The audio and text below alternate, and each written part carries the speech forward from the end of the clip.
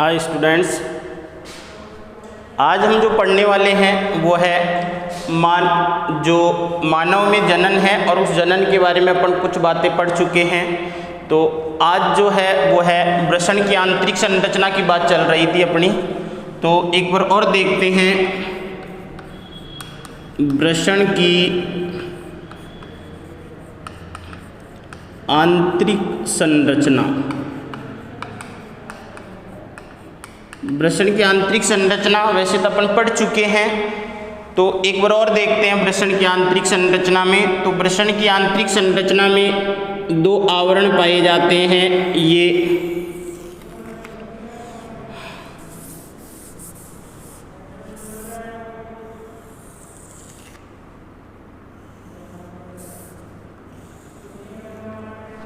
अब देखो यहाँ पर जो वृषण का ये आंतरिक स्तर है और ये जो है अंदर की तरफ धंसकर इस तरीके से क्या बना लेता है, पटों का निर्माण कर लेता है। इस तरीके से ये आंतरिक स्तर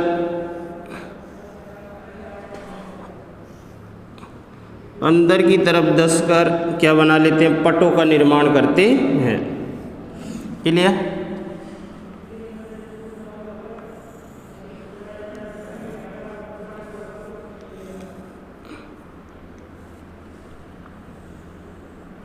तो ये जो है ये है सबसे आंतरिक स्तर ट्यूनिका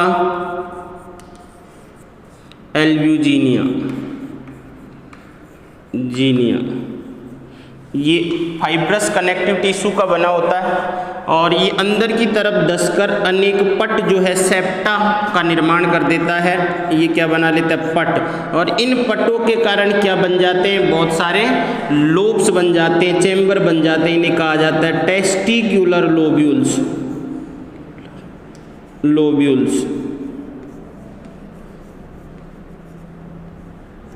और ये टेस्टिकुलर लोब्यूल्स जो होते हैं एक वृषण में लगभग कितने होते हैं, 250 से लेकर 300 तक पाए जा सकते हैं। क्लियर? तो इस तरीके से वृषण के अंदर क्या बन जाते हैं, टेस्टिकुलर लोब्यूल्स का क्या हो जाता है, निर्माण हो जाता है।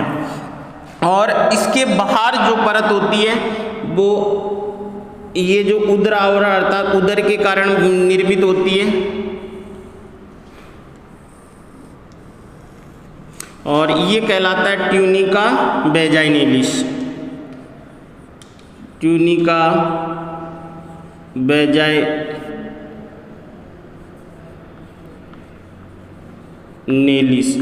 ये ट्यूनिका वेजाइनेलिस है।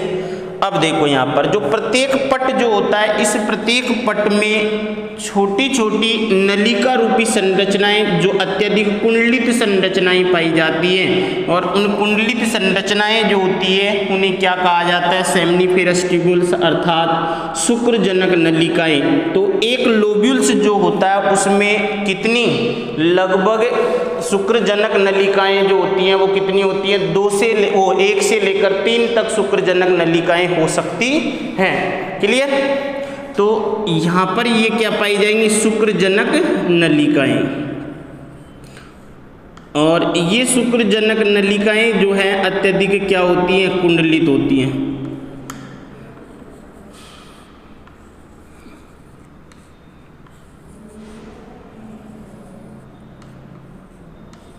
इस तरीके से ये क्या हैं, शुक्रजनक नलिकाएं। क्या है, शुक्रजनक नलिकाएं।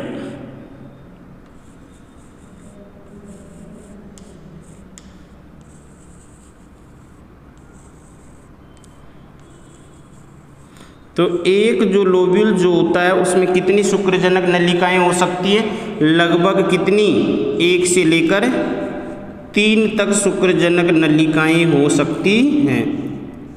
क्लियर? तो इस तरीके से ये शुक्रजनक क्या है, नलिकाएं। और ये शुक्रजनक नलिकाएं एक पतली नलिका के रूप में, किसके रूप में, एक पतली नलिका के रूप में कहाँ खुलेगी,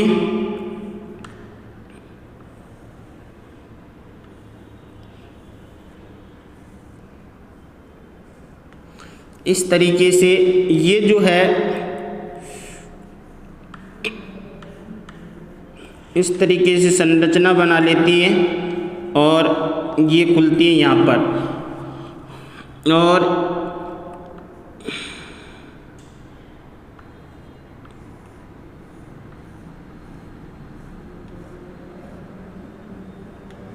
इस तरीके से एक जाल बन जाता है और यहाँ से छोटी छोटी नलिकाएं और निकलती हैं। ये क्या निकलती है यहाँ से? छोटी छोटी नलिकाएं।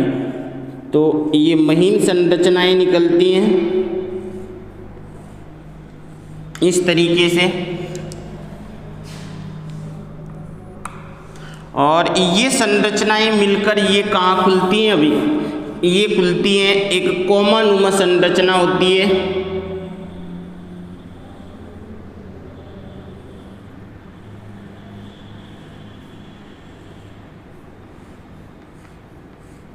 जो अत्यधिक कुंडलित संरचना है।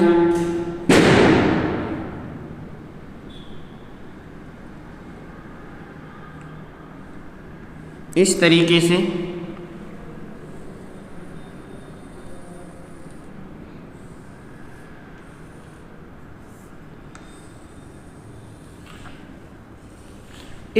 से किस संरचना का क्या होता है? निर्माण होता है। अब देखो यहाँ पर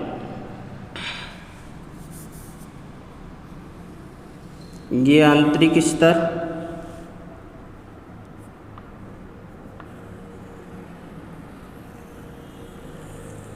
ये संरचना बन जाती है और ये एक नलिका के रूप में, एक नैरो डक्ट के रूप में कम कुंडलित संरचना में क्या खुलती है? खुलता है। इस तरीके से ये वृषण की आंतरिक संरचना का क्या होता है? निर्माण हो जाता है। और वृषण की आंतरिक संरचना में अगर अपन देखते हैं तो अगर देखो यहाँ पर, अब ये क्या है? शुक्रजनक नलिकाएं। ये क्या है? शुक्रजनक नलिकाएं। देखो आगे, तो ये जो संरचना है ये क्या कहलाएगी? शुक्रजनक नलिका। ये क्या है? शुक्रजनक नलिका। और इस शुक्रजनक नलिका के अंदर जो कोशिकाएं पाई जाती हैं, उन्हीं कोशिकाओं से किसका निर्माण होता है? शुक्राणुओं का निर्माण होता है। क्लियर?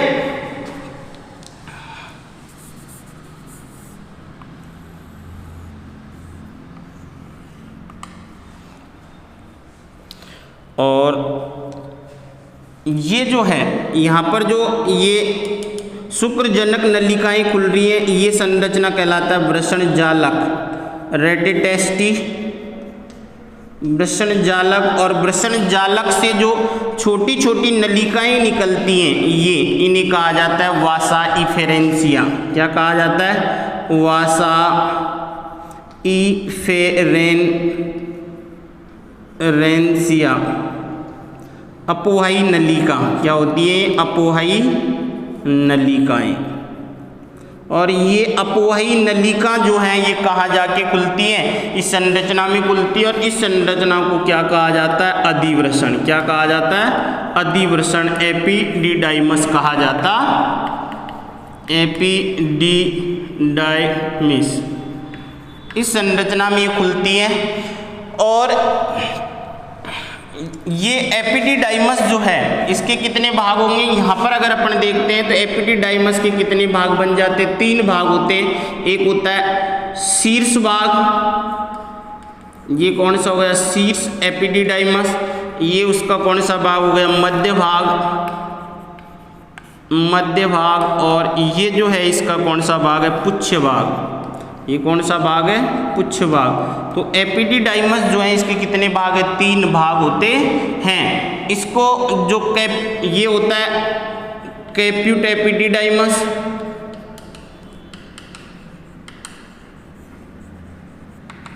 और ये जो मध्य भाग जो है ये होता है कॉर्पस एपिडिडाइमस।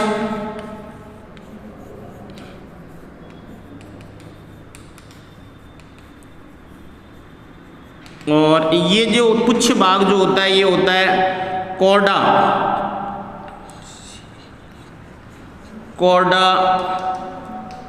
एपिडिडाइमिस।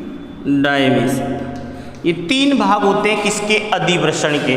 तो वृषण की आंतरिक संरचना की अपन बात करते हैं तो वृषण की आंतरिक संरचना में 2 परतें पाई जाती। सबसे बाहरी परत जो होता है उसको ट्यूनिका वैजाइनैलिस कहा जाता है, जिसका निर्माण कहाँ से होता है, उदर आवरण के कारण, अर्थात उदर के जो आवरण होता है उसके कारण। जबकि दूसरा जो होता है ट्यूनिका एल्ब्यूजिनिया जो आंतरिक स्तर होता है, और ये फाइब्रस कनेक्टिव टिश्यू का क्या होता है, बना होता है। तंतु में संयोजी ऊतक का क्या होता है, ये बना होता है। ये क्या है, तंतु में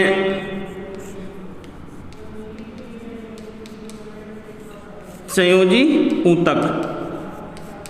और ये तंतु में संयोजी ऊतक जो है ये अंदर की तरफ धंसकर क्या बना लेता है, पटों का निर्माण कर लेता है। और ये पट जो है, इन पटों के कारण वृषण का आंतरिक भाग जो है छोटे छोटे किस में बढ़ जाता है, लोब्यूल्स में बढ़ जाता है, चैम्बर में बढ़ जाता है। और उस चैम्बर के अंदर कौन पाया जाता है, ये शुक्रजनक नलिकाएं पाई जाती है। अर्थात एक चैम्बर या एक लोब्यूल्स के अंदर कितनी शुक्रजनक नलिकाएं होती हैं, लगभग कितनी, 1 से 3 शुक्रजनक नलिकाएं पाई जाती हैं, जिनके अंदर किसका निर्माण होगा, शुक्राणुओं का। इनके अंदर शुक्रजनक नलिकाएं हैं, उनके अंदर किसका निर्माण होता है, शुक्राणुओं का क्या होगा, निर्माण होगा। क्लियर। और शुक्रजनक नलिकाएं जिस चैम्बर के अंदर पाई जाती है उसके अंदर क्या भरा रहता है, एक द्रव भरा रहता है, जिसे क्या कहा जाता है, इंटरस्टिशियल द्रव। क्या कहा जाता है, अंतराली द्रव जिसको बोल सकते हैं, इंटरस्टिशियल द्रव।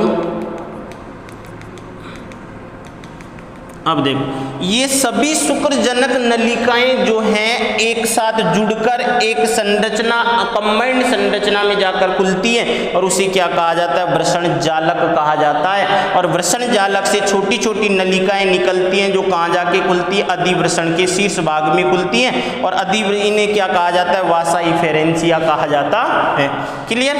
उसके बाद में जो बात है, अगर अपन इसी की अनुप्रस्थ काटते हैं, वृषण की जो शुक्रजनक नलिका को अगर दिखाएं तो यहाँ पर ध्यान से देखने की बात ये है, तो अगर टीएस ऑफ टेस्टिस करें या टीएस ऑफ सेमनीफेरस ट्यूब्यूल्स बोल सकते हैं, तो ये जो है ये इस तरीके की संरचना अपन को कहाँ दिखाई देगी, वृषण के जो अगर सेमनीफेरस ट्यूब्यूल्स जो है उनको काटा जाए।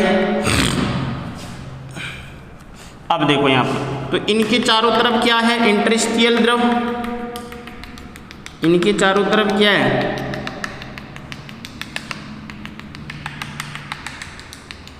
ये तो ये तो क्या है, इंटरस्टिशियल द्रव, इंटरस्टिशियल द्रव। अब देखो ये शुक्रजनक नलिका जो होती है, इस शुक्रजनक नलिका का जो आंतरिक परत जो होती है जिसे जर्मिनल एपिथेलियम कहा जाता है, इस जर्मिनल एपिथेलियम की जो कोशिकाएं होती हैं वो 2 तरीके से, अर्थात 2 प्रकार की कोशिकाओं में क्या हो जाती है, विभेदित हो जाती हैं। एक क्यूबॉइडल सेल होती है और एक पिरामिड अर्थात पिरामिड शेप के आकार की कोशिकाएं होती हैं। ये कोशिकाएं इस तरीके से,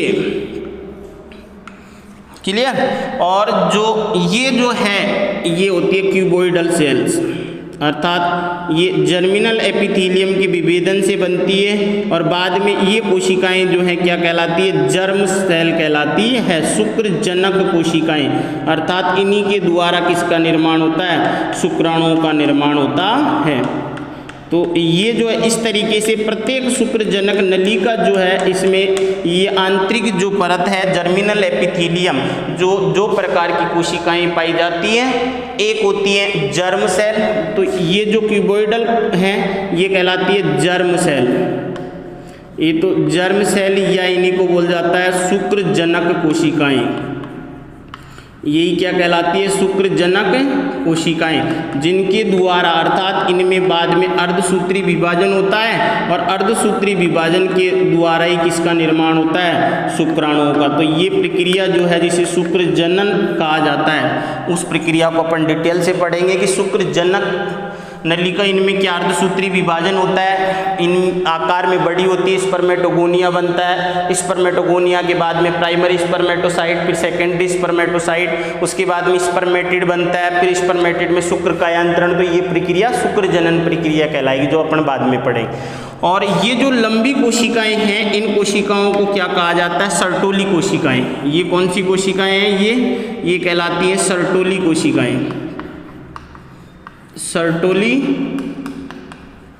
कोशिकाएं, ये जो कोशिकाएं हैं, ये कौन सी कोशिकाएं हैं, सर्टोली कोशिकाएं। अब सबसे पहले ये सर्टोली कोशिकाएं जो हैं, इनका क्या काम है। सर्टोली कोशिकाएं एक तो क्या होती है, ये पोषक से भरपूर होती है, और इसीलिए शुक्राणुओं को क्या कर देती है, ये पोषण प्रदान करने का कार्य करती हैं। तो शुक्राणुओं को पोषण प्रदान करती हैं। क्लियर।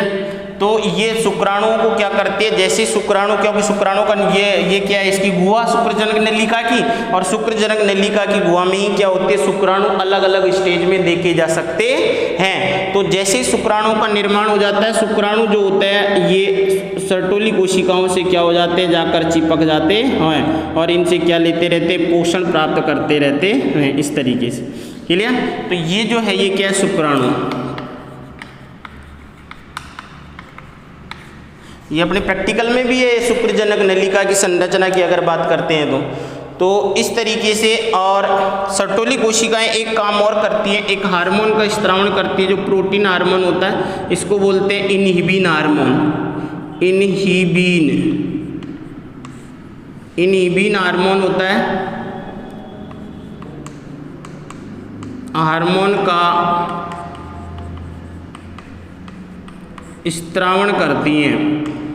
तो सर्टोली कोशिकाओं के द्वारा ही किसका हार्मोन का स्त्रावण किया जाता है, इनहिबिन हार्मोन का स्त्रावण किया जाता है, जो ये एंटी हार्मोन होता है किसका, एफएसएच हार्मोन को क्या कर देता है, स्त्रावण को कम करता है। क्लियर। तो ऐसी संरचनाएं किसमें पाई जाएगी, सभी। ये शुक्रजनक नलिका है, ये क्या है, शुक्रजनक नलिका। लिखा है कि नहीं लिखा। तो ये जो है, ये शुक्रजनक नलिका। क्लियर। ये क्या है, शुक्रजनक नलिका। और उसके बाद में जो शुक्रजनक नलिका के बाहर जो है, उस बाहरी द्रव जो है, इंटरस्टिशियल द्रव या अंतराली द्रव जो है, उसमें क्या होता है, कोशिकाओं के छोटे छोटे समूह और पाए जाते हैं, देखे गए हैं। तो इन कोशिकाओं के समूह जो होते हैं, इन्हें क्या कहा जाता है, कहाँ पाई जाती है, अंतराली द्रव में, इसलिए इन्हें क्या कहा जाता है, अंतराली कोशिकाएं भी कहा जाता है, या इंटरस्टिशियल सेल्स भी कहा जाता है।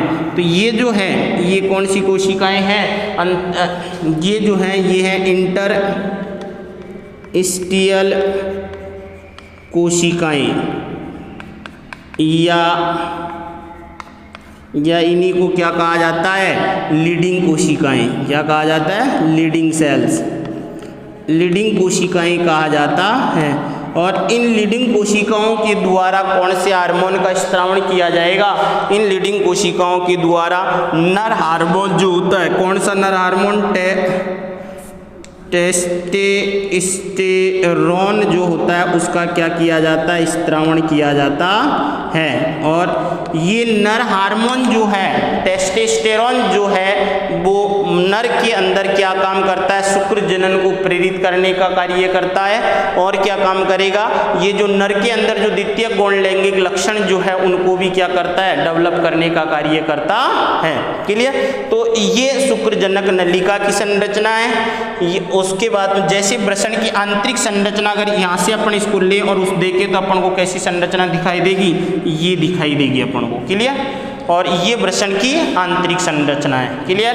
तो एक बार मैं दोबारा रिपीट करता हूँ इसको। वृषण की आंतरिक संरचना में कितनी परतें होती हैं, दो। बाहरी परत जो होती है उसको ट्यूनिका वेजाइनैलिस कहा जाता है, और आंतरिक परत जो होती है उसको क्या कहा जाता है, ट्यूनिका एल्ब्यूजिनिया कहा जाता है। ट्यूनिका एल्ब्यूजिनिया अंदर की तरफ धंसकर क्या बना लेती है, बहुत सारे पटों का क्या कर देती है, निर्माण कर देती है। और ये पटों के कारण वृषण के अंदर क्या बन जाते हैं, छोटे छोटे चैम्बर बन जाते हैं, कंपार्टमेंट बन जाते हैं। और ऐसे कितने कंपार्टमेंट, लगभग एक वृषण में कितने, लगभग 250 से 300 क्या पाए जाते हैं, ऐसे चैम्बर पाए जाते हैं, जिनके अंदर कौन पाई जाती है, शुक्रजनक नलिकाएं पाई जाती हैं। और इन शुक्रजनक नलिकाएं जो होती है, सभी शुक्रजनक नलिकाएं एक सहनलिका अर्थात एक साथ एक संरचना में खुलती है, जिसको कहा जाता है वृषण जालक। और वृषण जालक जो है उससे छोटी छोटी क्या निकलती है, नलिकाएं निकलती हैं। और उन्हीं नलिकाओं को क्या कहा जाता है, वासा इफेरेंसिया कहा जाता है। और वासा इफेरेंसिया वृषण जो अधिवृषण जो होता है अर्थात एक अत्यधिक कुंडलित संरचना जो होती है उसमें जाके खुलता है, जिसे क्या कहा जाता है, अधिवृषण कहा जाता है। अगर अपन अधिवृषण के कार्य देखते हैं, यहाँ पर इस अधिवृषण के कार्य की बात करते हैं, तो अधिवृषण शुक्राणुओं का क्या करता है, अस्थायी संग्रहण, शुक्राणुओं का अस्थायी क्या करता है, संग्रहण। एक तो सबसे मेन काम तो इसका क्या है, शुक्राणुओं का अस्थायी संग्रहण करना। दूसरा काम है शुक्राणुओं को फिजियोलॉजिकल रूप से क्या करना, सक्रिय करना, फिजियोलॉजिकल रूप से क्या करना, सक्रिय करना। अर्थात शुक्राणु जो होता है वो निषेचन की क्षमता यहीं आकर क्या करते थे, ग्रहण करते हैं। ये अधिवृषण का कार्य हो गया अपना। उसके अधिवृषण के कितने पार्ट, 3 पार्ट। शीर्ष भाग जिसे कैप्यूट एपिडिडाइमस कहा जाता है, मध्य भाग जिसे कॉर्पस एपिडिडाइमस कहा जाता है, और पुच्छ भाग जिसे कॉडा एपिडिडाइमस कहा जाता है। अगर अपन इस शुक्रजनक नलिका की अनुप्रस्थ काटते हैं तो अपन को ये संरचना दिखाई देगी। ये शुक्रजनक नलिका है। शुक्रजनक नलिका का जो आंतरिक भाग जो है जर्मिनल एपिथीलियम, उसमें 2 प्रकार की कोशिकाएं पाई जाती हैं। जर्मिनल एपिथीलियम में एक क्यूबॉइडल कोशिकाएं होती है जिन्हें जर्म कोशिकाएं कहा जाता है, शुक्रजनक कोशिकाएं कहा जाता है। और शुक्रजनक कोशिकाएं जो होती है इनमें अर्धसूत्री विभाजन होकर आगे इनका क्या काम होता है, शुक्राणुओं का निर्माण करना। और दूसरी कोशिकाएं जो होती हैं पिरामिड आकार की होती है और लंबी होती है। इन्हीं कोशिकाओं को क्या कहा जाता है, सर्टोली कोशिका कहा जाता है। और सर्टोली कोशिकाएं क्या काम करती हैं, डेवलप होते हुए शुक्राणु को क्या काम करेगी, पोषण प्रदान करने का कार्य करती है। और एक हार्मोन, प्रोटीन हार्मोन होता है इनिबिन हार्मोन। इस इनिबिन हार्मोन का स्त्रावण भी कौन करती है, सर्टोली कोशिकाएं करती हैं। दूसरी जो शुक्रजनक नलिका जो है, उस शुक्रजनक नलिका के बाहर एक तरल पदार्थ भरा रहता है, इसे क्या कहा जाता है, इंटरेस्टियल द्रव। और इसमें पाई जाने वाली कोशिकाओं को क्या कहा जाता है, इंटरेस्टियल सेल्स कहा जाता है। और या इन्हीं को क्या कहा जाता है, लीडिंग कोशिकाएं। और इन लीडिंग कोशिकाओं के द्वारा ही किसका स्त्रावण किया जाता है, नर हार्मोन जो होता है टेस्टोस्टेरोन, उसका स्त्रावण किया जाता है। क्लियर। तो किसी को डाउट है? अब अपन नेक्स्ट पढ़ेंगे जो नर जनन तंत्र जो है। अपन ने सबसे पहले पार्ट जो पढ़ा था वृषण, उसके बाद में अपन ने वृषण के बाद में अधिवृषण। और अधिवृषण जो है वो कहाँ जाके खुलेगा, एक ये कम संघनित भाग नलिका जो है उसको कहा जाता है शुक्रवाहिनी। क्या कहा जाता है, शुक्रवाहिनी, वासा डिफरेंस। शुक्रवाहिनी में जाकर खुलता है कौन, अधिवृषण। क्लियर। तो आगे अपन पढ़ने वाले हैं कौन सा, नर जनन तंत्र। क्लियर। तो आगे अपन देखते हैं नर जनन तंत्र।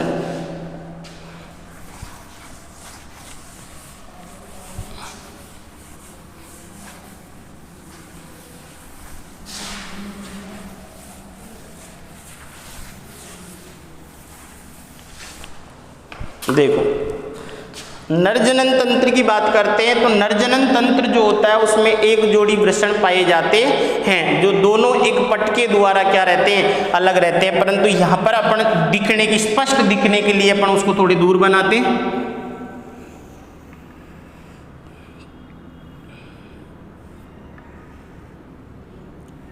ये नर के अंदर एक जोड़ी क्या पाए जाते हैं, वृषण। ये वास्तव में ऐसे दूर दूर नहीं होते हैं। तो ये जो है ये है वृषण कोश। क्या है ये, वृषण कोश।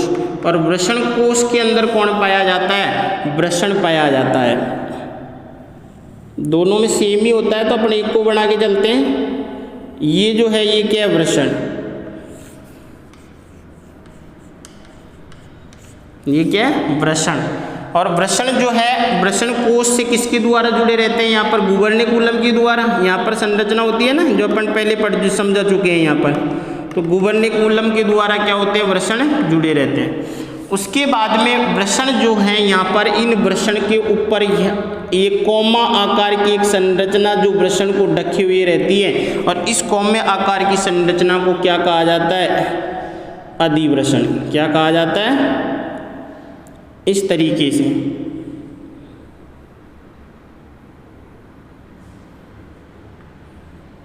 इसे क्या कहा जाता है, अधिवृषण कहा जाता है। और अधिवृषण से एक नलिका निकलेगी,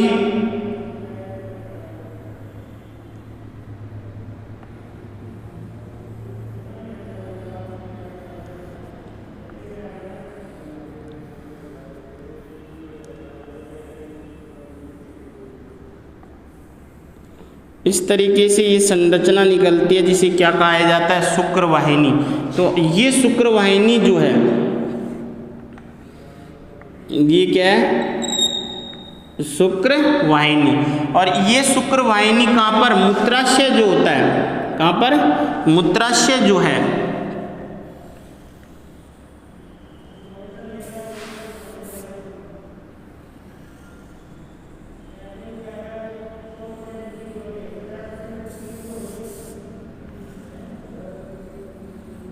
ये जो है, ये क्या है, मूत्राशय। क्लियर। तो इस मूत्राशय के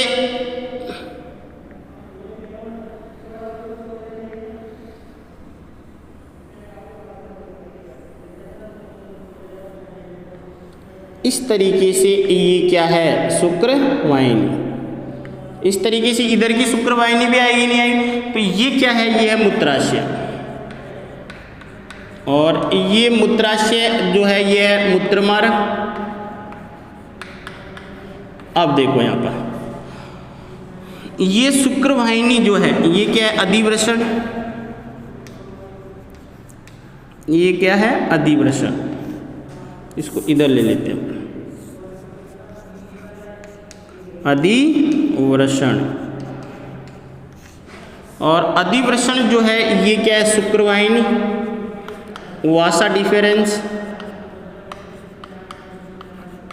और ये शुक्रवाहिनी जो है, यहाँ पर एक फूली हुई संरचना जो है, उसमें जाकर खुलती है यहाँ पर, जिसे क्या कहा जाता है, इस तरीके से एक फूली संरचना बनाती है, जिसे एम्पुला कहा जाता है। और इस एम्पुला में कौन है, इस एम्पुला जो है, इसमें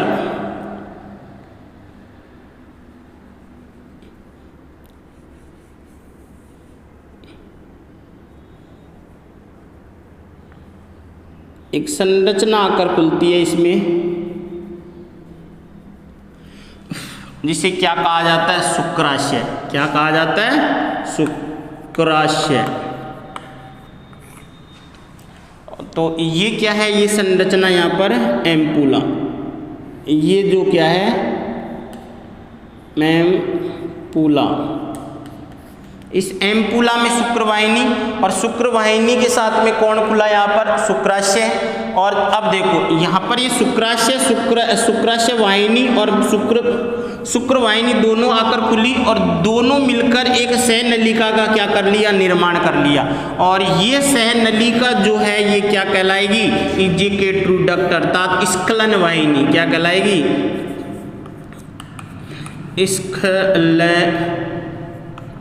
स्खलन वाहिनी।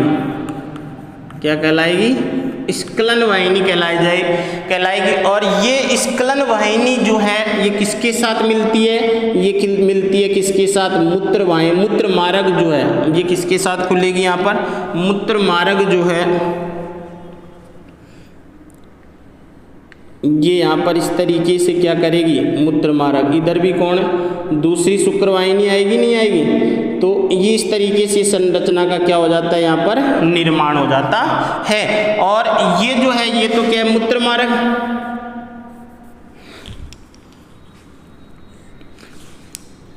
तो ये जो है, ये तो क्या, मूत्र मार्ग। और ये मूत्र मार्ग जब शुक्रवाहिनी या स्खलन वाहिनी के साथ मिल गया, अब देखो यहाँ पर इसमें शुक्राणु आएंगे और यहाँ से क्या आएगा, यूरिन आएगा। तो दोनों का कंबाइन पथ हो गया, नहीं हो गया।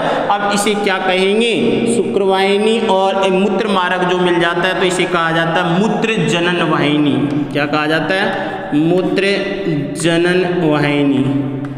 क्लियर, जिसमें शुक्राणु और मूत्र का क्या होगा, एक कॉमन पथ होता है। क्लियर। उसके बाद में अब देखो यहाँ पर ये जो है इस तरीके से ये मूत्र जनन वाहिनी जो है एक छिद्र के साथ ये कहाँ खुलती है, ये खुलती है शीशन के अंदर। तो ये जो है ये क्या बनाएगा, शीशन। ये क्या कहलाएगा, अब शीशन।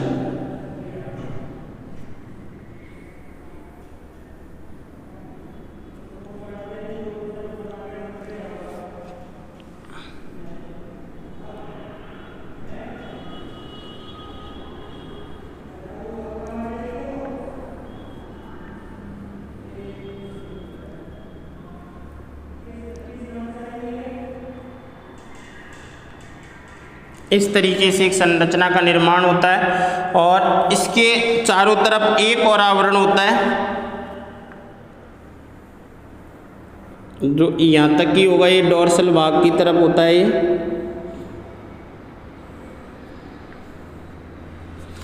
तो ये भाग जो है ये क्या है, शीशन। और यहाँ पर क्या पाई जाती है, ये स्किन पाई जाती इस तरीके से।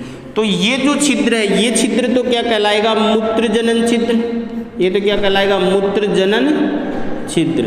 ये तो क्या है, मूत्र जनन छिद्र।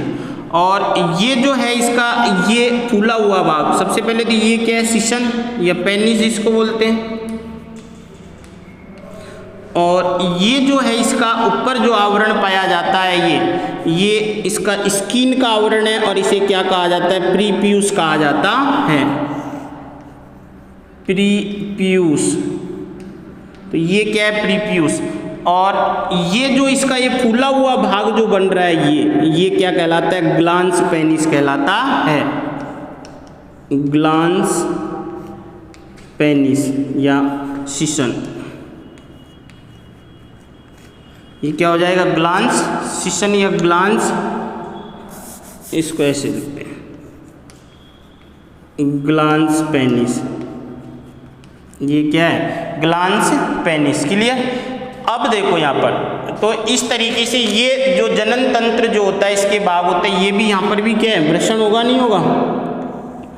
तो एक जोड़ी वृषण पाए जाते हैं और ये कहाँ, उदर गुहा के बाहर। और ये किसके ऊपर रहते हैं, वृषण कोश में। इस तरीके से ये संरचना जो बनती है ये दोनों एक जगह ही होते हैं, ये दोनों इतने गैप नहीं होता है। ये तो अपन ने स्पष्ट पार्ट दिखे इसलिए ये चीज़ बनाई है। अब देखो यहाँ पर जो ये जो है यहाँ पर ये जो संरचना खुलती है ये इस तरीके से ग्रंथि जो होती है उस संरचना में जाकर खुलती है, तो ये अपन को दिखता नहीं है। तो ये जो संरचना है ये क्या कहलाएगी, प्रोस्टेट ग्रंथि। क्या कहलाएगी, प्रोस्टेट ग्रंथि। क्या कहलाएगी ये, प्रोस्टेट ग्रंथि। और प्रोस्टेट ग्रंथि के बाहर यहाँ पर जो होती है ये संरचना एक ग्रंथि, एक जोड़ी और ग्रंथि पाई जाती है और इस एक जोड़ी ग्रंथि को क्या कहा जाता है, काउपर्स ग्रंथि। क्या कहा जाता है, काउपर्स ग्रंथि। तो ये है काउपर्स ग्रंथि। तो ये क्या है, मूत्र जनन नर जनन तंत्र। और यहाँ से ये मूत्र वाहिनी से क्या आएगा, यहाँ पर यूरिन आएगा। तो अगर देखा जाए तो यहाँ से ये क्या आएगा, मूत्र वाहिनी हो गई है।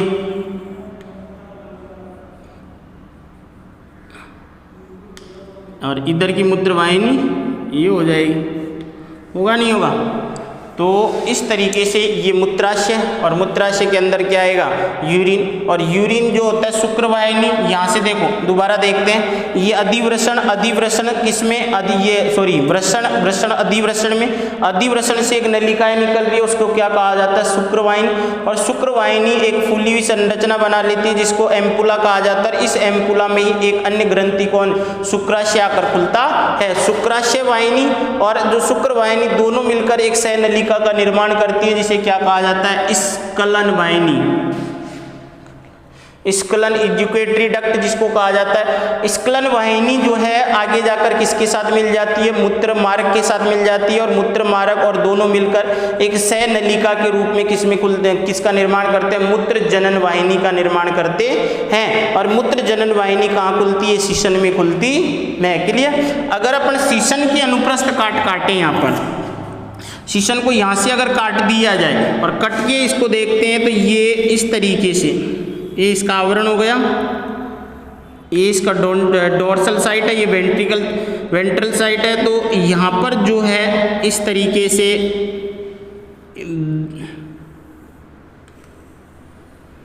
और ये इस तरह, अब देखो इस तरीके से भाग दिखाई देते हैं। और इसमें कौन खुल रही है, छोटी छोटी जो रक्त वाहिनी है वो आकर खुलती हैं, वो नलिकाएं होती हैं। इनमें रक्त की मात्रा के आधार पर ही शुक्राणु जो शीशन जो होता है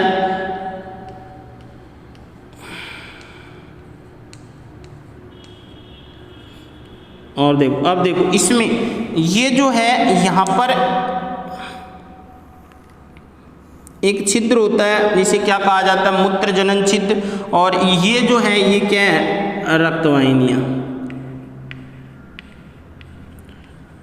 इनमें अगर रक्त उपस्थित रहता है जब तो शीशन टाइट रहता है, अगर इनमें रक्त उपस्थित नहीं होता है तो शीशन क्या हो जाता है, लूज हो जाता है। तो इनकी मात्रा, इनमें जो है ये दोनों भाग क्या कहलाते हैं, कॉर्पोरा या कॉर्पस स्पॉन्जियोसम, और ये भाग जो है ये क्या, कॉर्पोरा कैवर्नोसा। तो ये दोनों तो क्या है, कॉर्पोरा कैवर्नोसा, और ये क्या है, कॉर्पोरा स्पॉन्जियोसम, कॉर्पोरा कैवर्नोसा। और तो ये तो दो नलिका ये होती है और ये होती है सिंगल, तो ये कहलाता है कॉर्पोरा स्पॉन्जियोसम, कॉर्पोरा स्पॉन्जियोसम। और ये जो होता है ये कहलाता है मूत्र जनन छिद्र, मूत्र जनन छिद्र। क्लियर।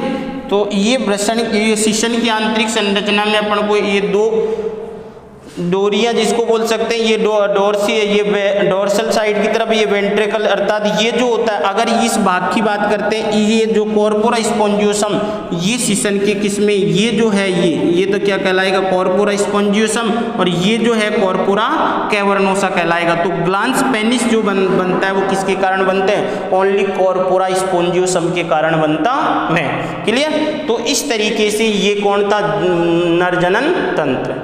क्लियर। किसी को कोई डाउट हो तो कमेंट्स बॉक्स में जाकर पूछ सकते हैं, कोई भी क्वेश्चन। क्लियर।